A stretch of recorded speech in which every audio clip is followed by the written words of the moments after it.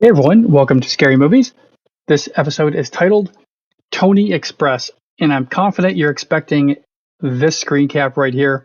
But before we get going, I want to assure you that I'm not going to dissect the rule, the fairness, any of the stuff that's been beaten to death over the last 48 hours or more. Instead, we're going to transition into a thought experiment into how this plays in the NFL at large. And while we're on this particular screen cap, which I know you've all seen, I just want to highlight a couple of things. First and foremost, this has been shared widely. What I'd like to point out, this comes from the sideline angle from the All-22 footage, which usually the camera is stationed right around the 50-yard line.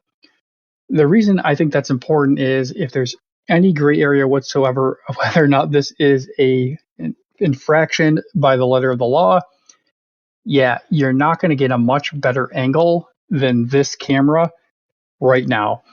So by definition, yes, in the neutral zone is a penalty. We can see pretty clearly Toney is well beyond the neutral zone.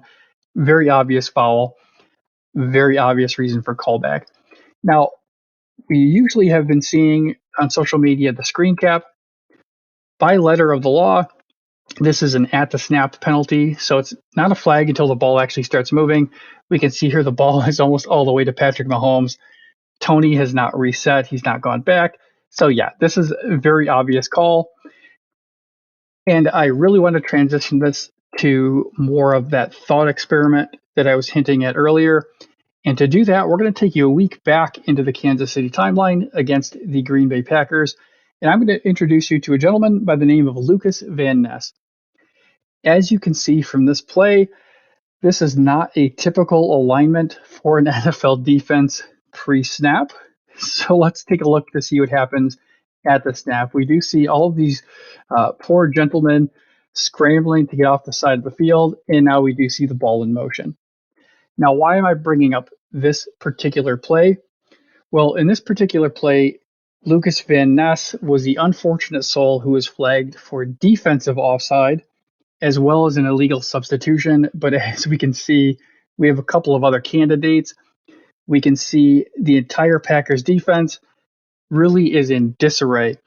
So, why do I bring this up? A lot of the hubbub surrounding this gentleman, who I'm now circling, was around the idea of fairness and implementation of the rule. While it is certainly rare to see an offensive offside penalty, there's been 12 this year and 120 defensive offside, which is a far more common penalty. The reality is, when it comes to contrast between the phases of the side of the ball, this is about the only penalty that is implemented almost exactly the same way, regardless of whether it's offense or defense. You have a 5-yard penalty, and then you have a free play for the opposite side. So in this case, what I'd like to point out is it is so common for us as an NFL fan to see a play like this where the offense takes a snap early. Mahomes, Kansas City, they are not trying to strategize. They are not trying to look at pre-snap formations. They see that they have multiple Green Bay Packers on the field. They're going to take this snap regardless because they know they have a free play. And as NFL fans, we're used to accepting that. We are used to the idea that whatever happens, the defense screwed up.